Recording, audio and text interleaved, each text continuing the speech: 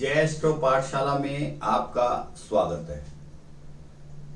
आज हम बात करेंगे अष्टक वर्ग में फलित का क्या महत्व है, हम अष्टक वर्ग क्यों पढ़ रहे हैं। अभी तक हमने पिछले 5 वीडियो में देखा अष्टक वर्ग क्या होता है, फिर हमने देखा भिन्नाष्टक वर्ग कैसे बनता है और भिन्नाष्टक वर्ग प्रस्तारक से बनता है। पहले हमने अष्टक वर्ग को समझा, फिर प्रस्तारक को समझा कि प्रस्तारक वर्ग कैसे बनता है। प्रस्तारक वर्ग से हमने भिन्नाष्टक को बनाया और भिन्नाष्टक से हमने सर्वाष्टक को बनाया और उसके बाद समुदाय अष्टक वर्ग को बनाया हमने प्रस्तारक वर्ग चार्ट से। और मैंने आपको ये भी बताया कि सर्वाष्टक वर्ग में और समुदायिक अष्टक वर्ग में क्या फर्क है। समुदायिक अष्टक वर्ग में 96 खाने होते हैं, जबकि सर्वाष्टक वर्ग में 84 खाने होते हैं। 12 खानों का फर्क है, वो 12 खाने लगन की हैं। अष्टक वर्ग प्राचीन काल से ही ज्योतिष का एक अभिन्न अंग रहा है। प्राचीन काल से ही ज्योतिष का एक प्राचीन काल से हमारा एक विशेष अंग रहा है। इसके बिना, अष्टक वर्ग के बिना हम अधूरे हैं ज्योतिष के फलित करने के लिए। ये इसका महत्व हुआ। ऋषि पराशर ने, ऋषि मैत्रेय ने भी इसका बढ़ चढ़कर विश्लेषण किया कि हम बिना अष्टक वर्ग के कुंडली को सही तरीके से फलित नहीं कर सकते। वैसे यदि देखा जाए ग्रह की जो सूक्ष्म गति है, उसके लिए तो ऋषि वशिष्ठ और गुरु देव भी पूर्णतः सक्षम नहीं है बताने के लिए। तो हम और आप तो अभी सीख रहे हैं। ये हमें दिमाग में रखकर चलना चाहिए कि जो हम बता रहे हैं हमें अपनी सूक्ष्मता से, अपनी बुद्धि से बताना है। अष्टक वर्ग के बारे में वराहमिहिर के पुत्र पृथ्वीयुषस ने भी काफी महत्व बताया है।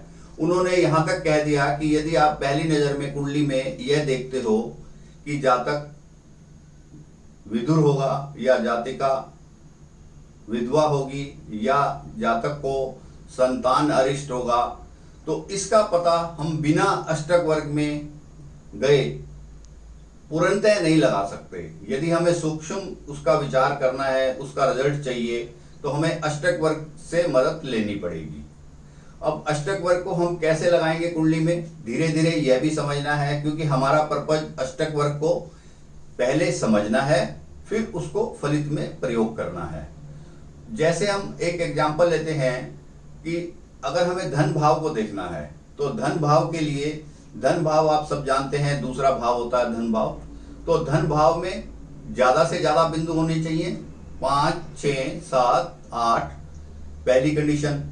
और उसके जो धन भाव का स्वामी है राशिश, उसकी राशि का जो स्वामी है, उसके सर्वाष्टक वर्ग में 28 से ज्यादा बिंदु होने चाहिए। यदि हमें शुभ फल उसका मिलेगा, जातक धनी होगा, तो इस प्रकार की चीजें हमें देखनी होंगी।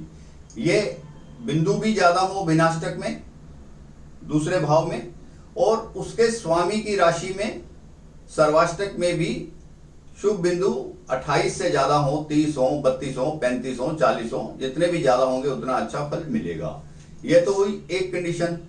दूसरी कंडीशन ये है कि कोई ग्रह यदि उच्च का है, तो हम पहली नजर में ये नहीं कह सकते कि ग्रह उच्च का है बहुत अच्छे फल देगा, सब राशि का है बहुत अच्छे फल देगा, मूल त्रिकोण राशि का है बहुत अच्छे फल देगा, जब तक हम ये जान ना लें कि उसके बिंदु कितने हैं, उसके भिन्नाष्टक में बिंदु कितने हैं, उसके सर्वाष्टक में बिंदु कितने हैं।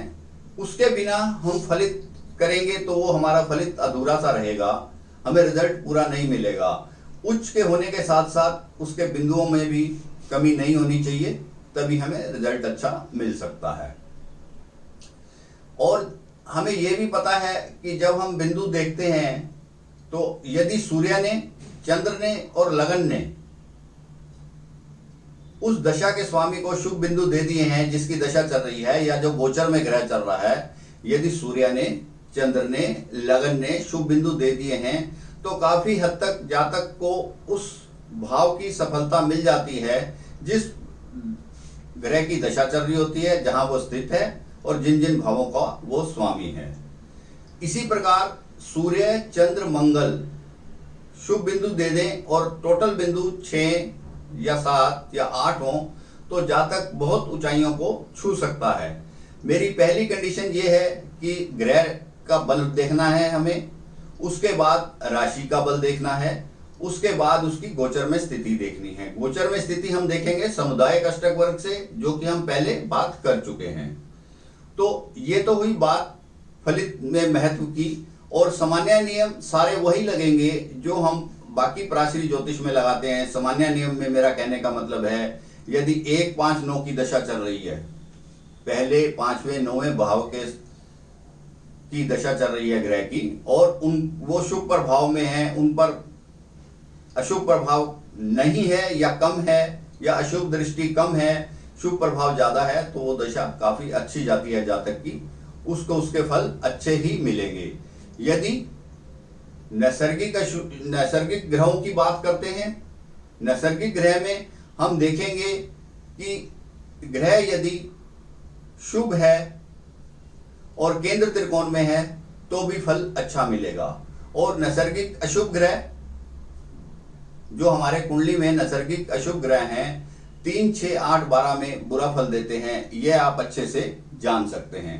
तो हम फल का निर्णय करने से पहले हमें क्या क्या देखना है, ज्योतिष के सामान्य नियम भी लगाने हैं, उसमें चाहे वो दशा हो, चाहे वो गोचर हो, चाहे वो दशांतर दशा हो, तो ये सारी बातें भी देखनी है। और साथ में अष्टक वर्ग के नियम भी लगाने हैं। अष्टक वर्ग के नियम जो मैंने बताया आपको कि ग्रह का बल कितना है, ग्रह की राशि का बल कितना है, सामुदायिक वर्ग में उसके कितने पॉइंट हैं, उसमें उसको कितना बेनिफिट मिल सकता है। और सामुदायिक वर्ग देखता है कक्षा के हिसाब से कि जिस कक्षा से ग्रह गुजर रहा है,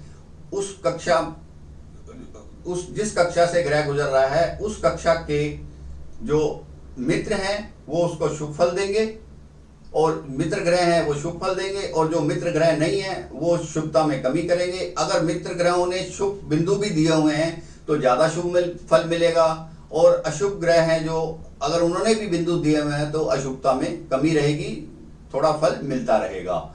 इस प्रकार हम इसको लगा सकते हैं कुंडली पर, अष्टक वर्ग के महत्व को समझ सकते हैं। इसके अष्टक वर्ग से केवल फलित करने से ही हमें काफी चीजें पता लग जाती हैं, क्योंकि इसमें हम सूक्ष्मता से चले जाते हैं। गोचर में चंद्र से हम देखते थे कि खाली चंद्र से जैसे किसी भाव का फल देखना है, लेकिन यहाँ से सब ग्रहों का, दूसरे ग्रहों को क्या उसमें शुभ बिंदु मिल रहे हैं, अशुभ बिंदु मिल रहे हैं, उसको भी कंसीडर करते हैं। तो उसके हिसाब से हम इसको फलित में प्रयोग में लाते हैं। जैसे जैसे हमारा प्रयास बढ़ता जाएगा इसकी सूक्ष्मता की तरफ, हमारा फलित अच्छा होता जाएगा। तो इस प्रकार आज हमने अष्टक वर्ग के महत्व को समझा, जो कि प्राचीन काल से चला आ रहा है, और अभी भी हमें यदि डिटेल में अच्छे से फलित करना है तो हमें अष्टक वर्ग के रूल को पूरा अच्छे से समझना होगा और उसको लागू करना होगा, और उसके रिजल्ट हमें मिलेंगे। यह आप अपनी कुंडलियों पर भी लगा कर देखें। यदि इसमें कोई आपको कुंडली पे लगाने में कोई दुविधा हो तो आप कमेंट सेक्शन में अपना मैसेज भेज सकते हैं और डिटेल अपनी भेज सकते हैं, जिससे कि मैं आपकी असुविधा को दूर कर सकूं। यह वीडियो यदि आपको अच्छा लगा हो तो इसे लाइक कीजिए, शेयर कीजिए और सब्सक्राइब कीजिए।